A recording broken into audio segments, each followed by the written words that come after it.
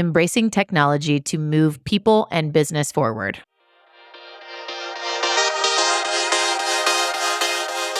Hey, it's Nikki Lewallen Gregory, and you're on Gut Plus Science, a mentoring platform for people-first leaders of all levels.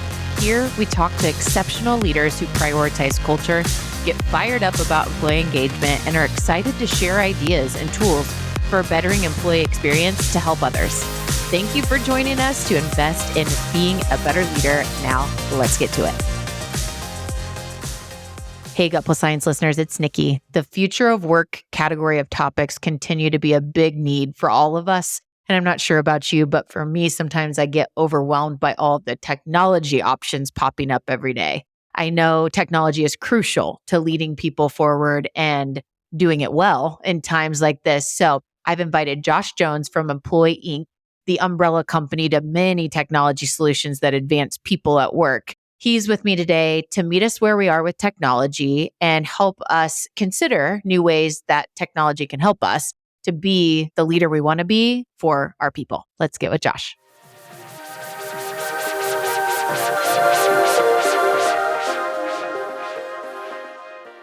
Josh Jones, welcome to Gut Plus Science.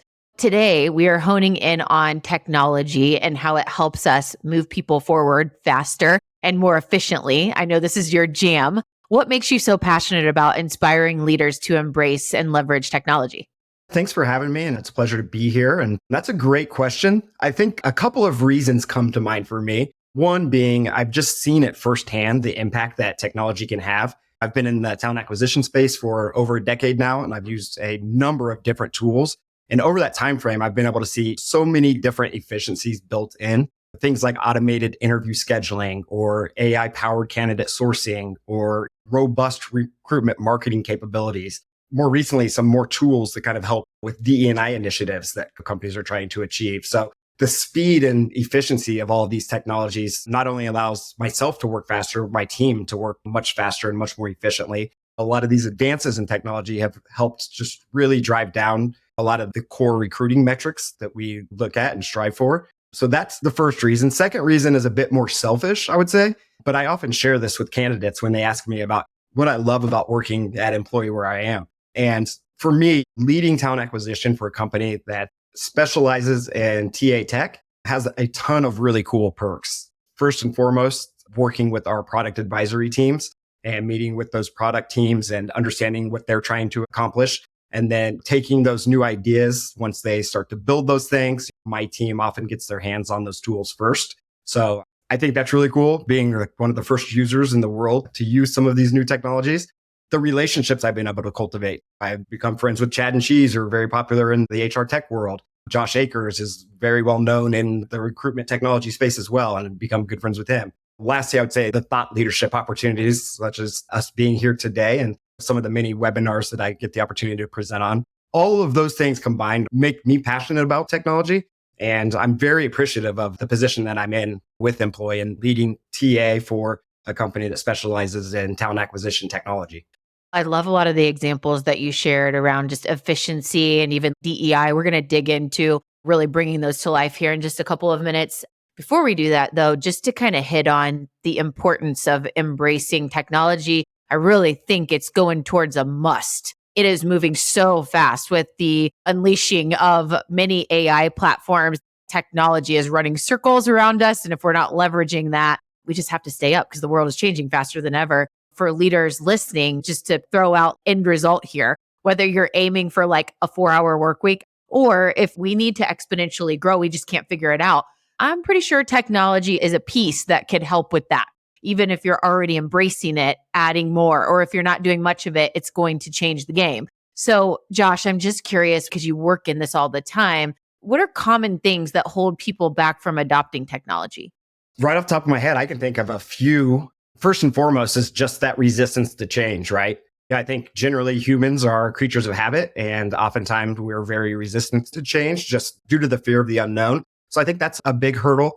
I think another one would be like lack of access, meaning if you think about the technologies that are available to people in one community, they may not be available to folks in a more marginalized community. Some technologies can be quite expensive, quite frankly, especially in the software space. Software solutions pricing really varies. But I think with any software, the cost is always a concern and something that must be considered when deciding on your technology solutions.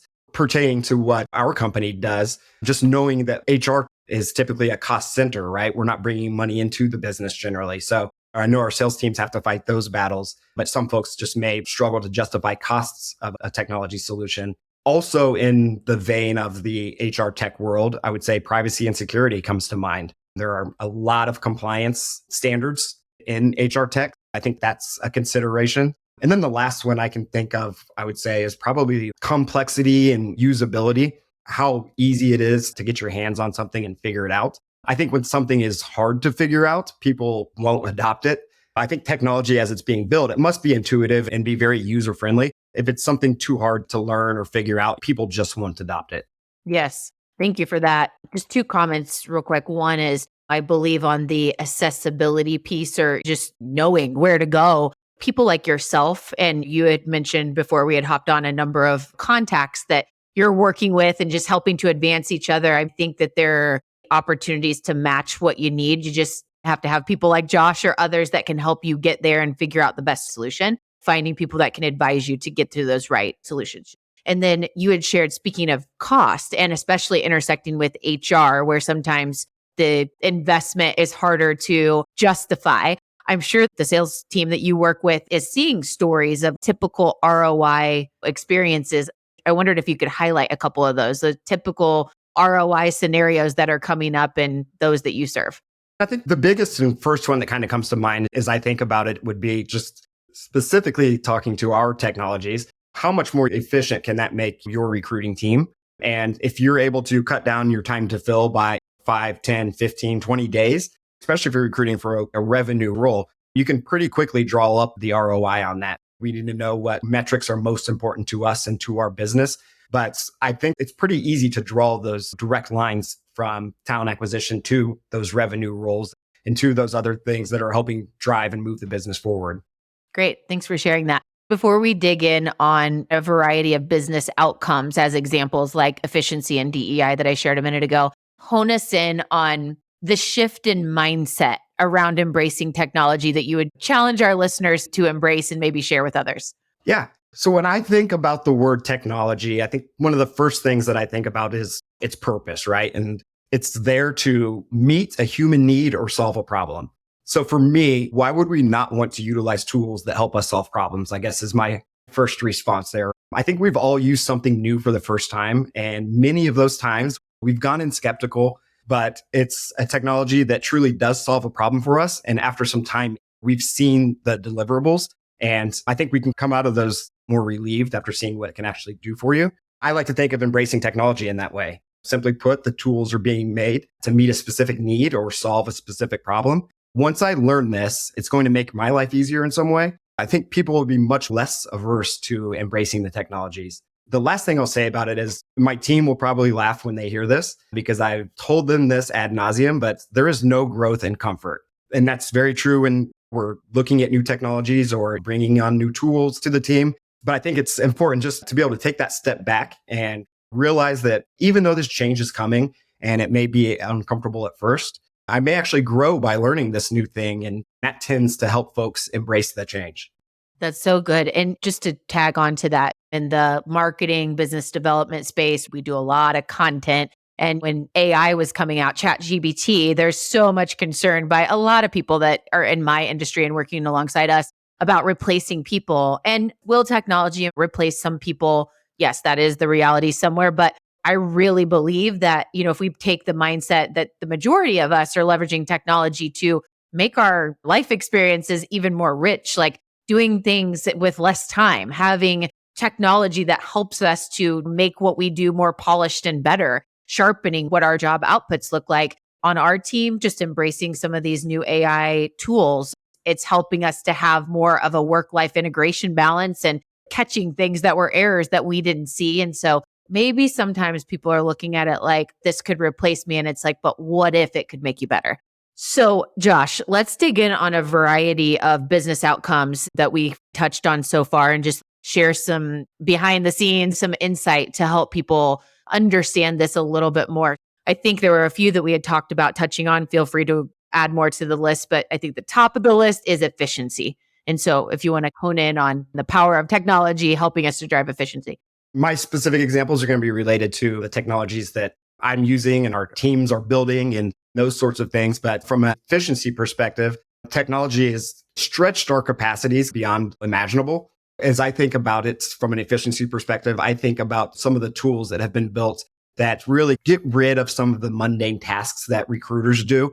Things like outreach to candidates. We've got tools now that can automate that outreach, or a scheduling tool. I remember when I very first started recruiting, late 2000s, I was having to call people back and forth 3 or 4 times or shoot 4 or 5 emails back and forth just to schedule an interview. And now through some of the automation that's built in there, I can send one link. It's going to automatically schedule that interview and it's going to automatically send the confirmation to that person. And I think we'll touch on this too, but AI and what that's doing from an efficiency perspective. We've got tools built into our applicant tracking system that will visually show me who the AI thinks are the best candidates. So I can quickly jump in there and efficiently jump to the top of the pack for the candidates that I'm looking for a role. There are a number of different efficiencies that can be gained from utilizing these tools and utilizing applicant tracking systems and AI and data and analytics. Companies can reduce the manual efforts that their employees are going through. And that's obviously going to save time. Time is money. It's going to save your company money. For me in particular, it can help make for more informed hiring decisions too, which can also have a financial impact. Those are a lot of the efficiencies being gained through the technology. Great. Well, let's go to AI next, because you had shared that in your world, how this comes to life is it's really sorting the big stack of resumes, so to speak, to really give you a short stack to be able to filter through more efficiently. That's pretty incredible. Tell us a little bit more about that and other AI tools, how you're leveraging AI. Yeah. So our candidate scoring was one of the first AI tools that rolled out within our platforms, but it's essentially assessing a person's career projection as well as their skills in relation to the job. So the more data that it gets, the more hires that we make, the more data that's input in there, the better it will get. So that's just one use of it.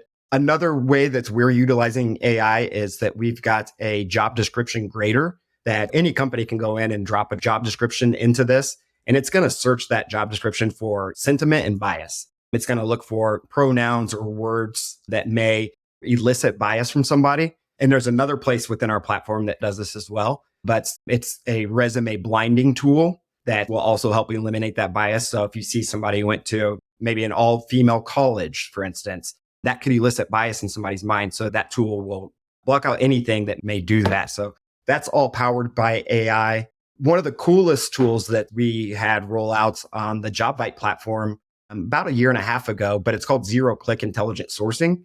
And once we kick a job off in the platform, the AI goes out into our database of past applicants, and it's going to pull the people in that it thinks are the best fit. And then it's automatically going to send an email to them. I've got a sourcer on my team that helps with sourcing, but she doesn't have to go do any of that sourcing. It's just like having another person on your team for you. And then those candidates can come back and jump right in your process. So a lot of really cool things going on with AI. Chat GPT I've used to help write job descriptions even. And I've been pretty blown away by the outputs that are coming out of that.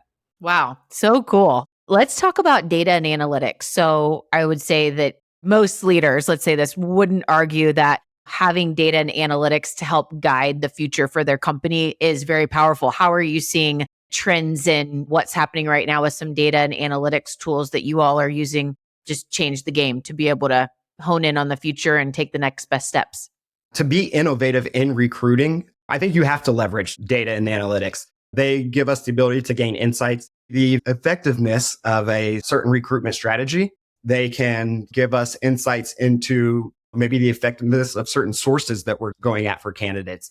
I can look at data and analytics and understand how my team's performing, quite frankly. Average time to fill a role, the pipeline speed, how long is a candidate sitting at one particular stage in the interview process? If I've noticed that in looking at the pipe speed, it's gone up pretty significantly, that can provide for a bad candidate experience. So it helps me kind of identify those areas throughout the process and look for more efficiencies in there.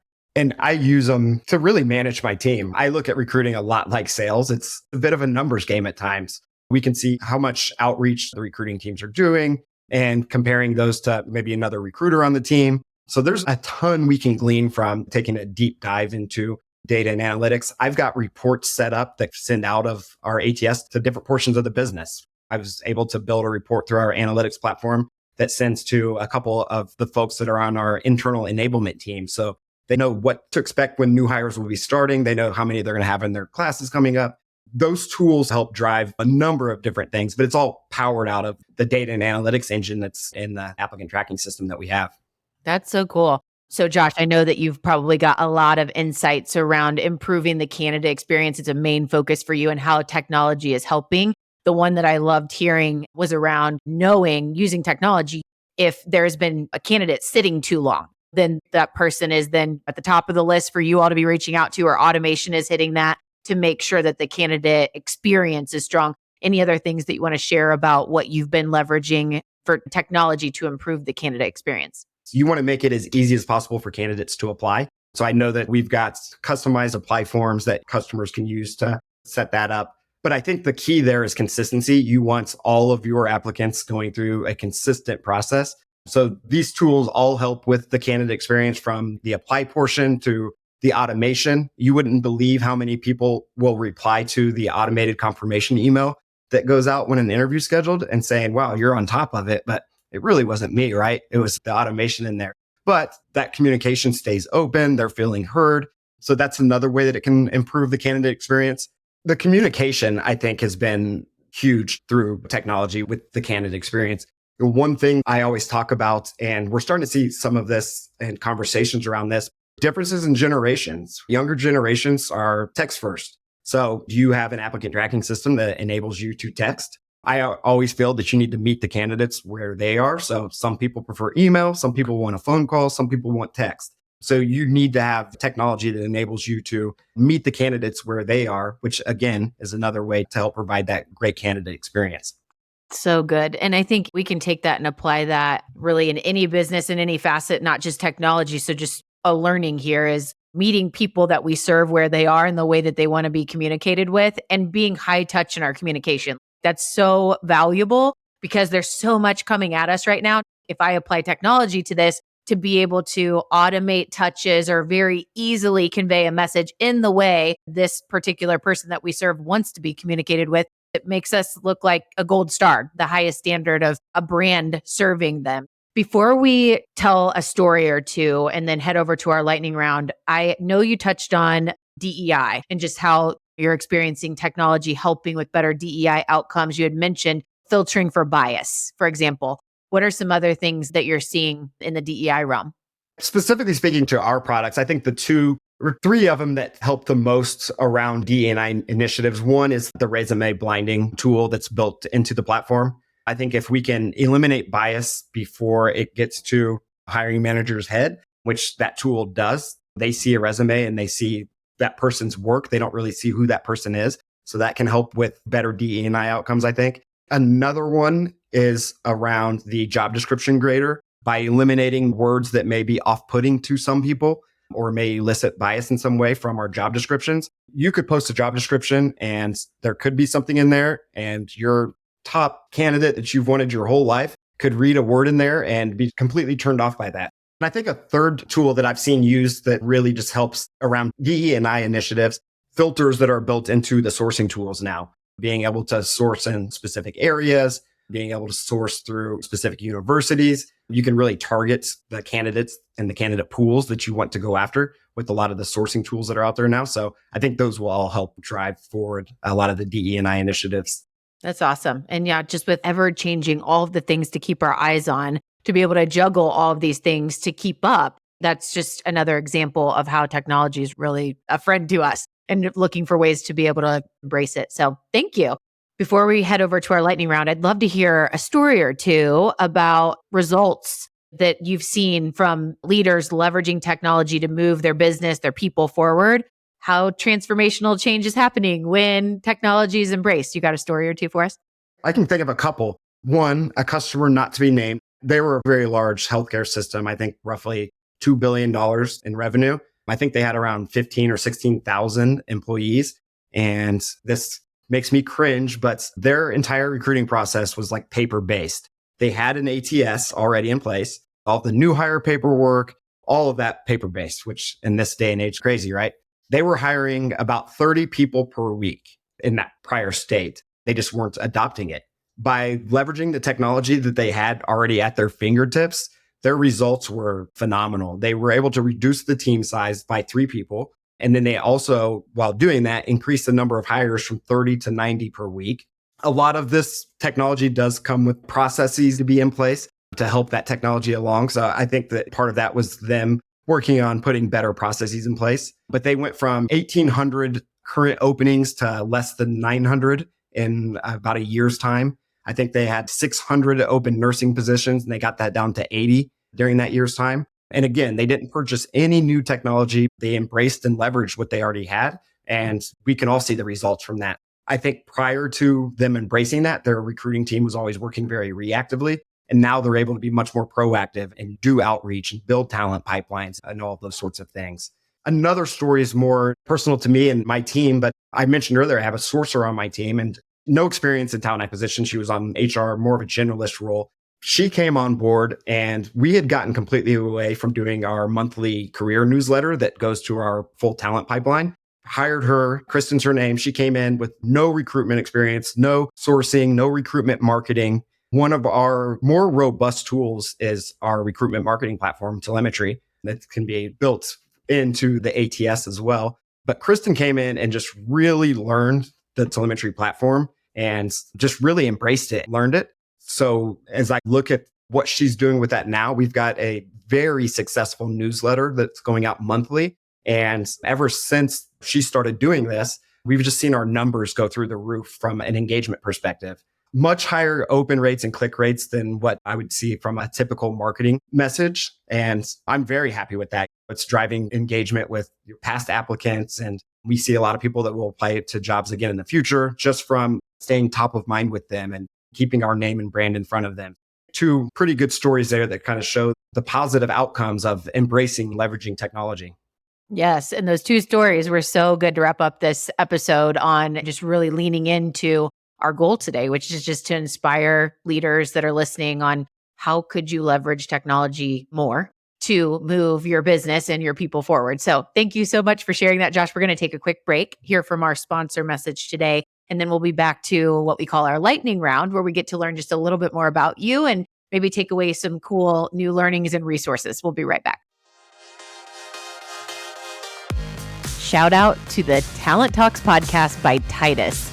Show host Jonathan Reynolds, CEO of Titus Talent, brings a unique blend of fun, humor, and passion. Jonathan's vibrant energy shines through the microphone as he engages with every guest live, creating a captivating synergy.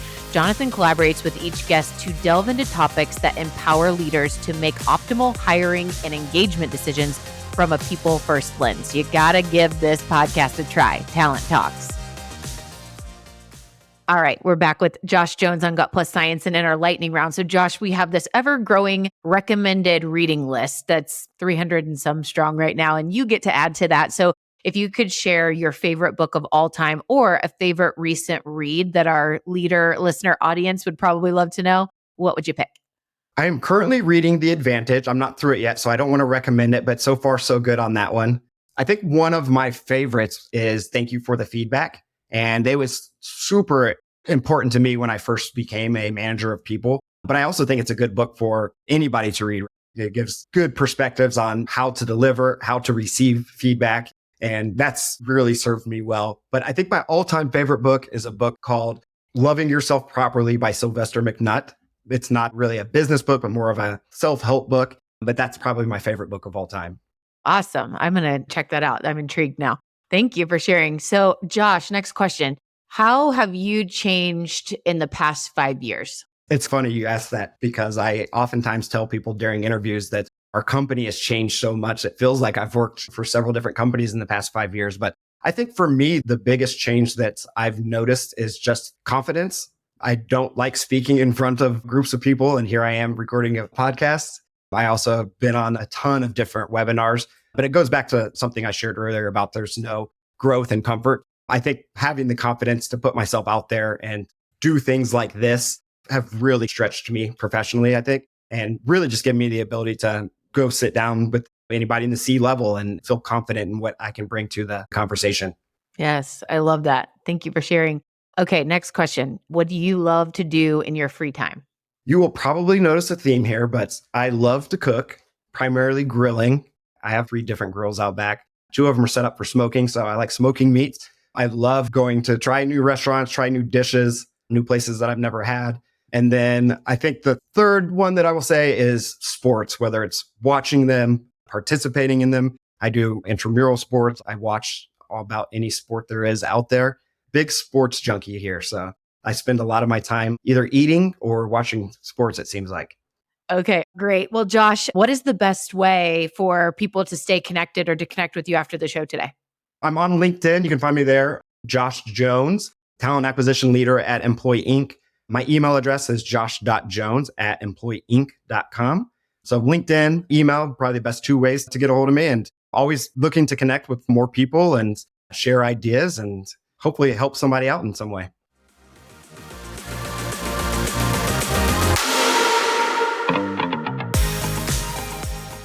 Josh, thank you so much for the episode today that just inspired all of us to adopt and go deeper, meeting us where we are with technology. Number one, technology is here to help us solve a problem.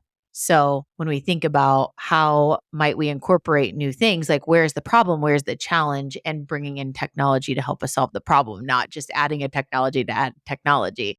Number two, technology builds capacity in a variety of ways.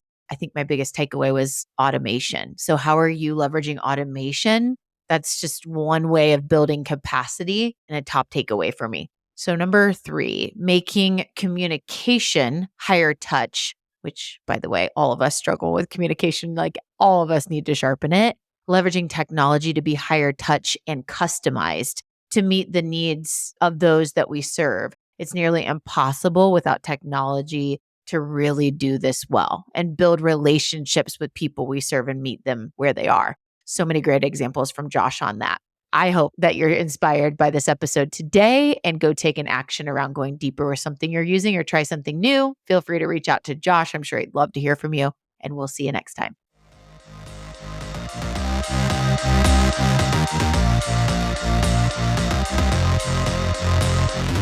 We just left the world a little bit better. Now, go do something with it.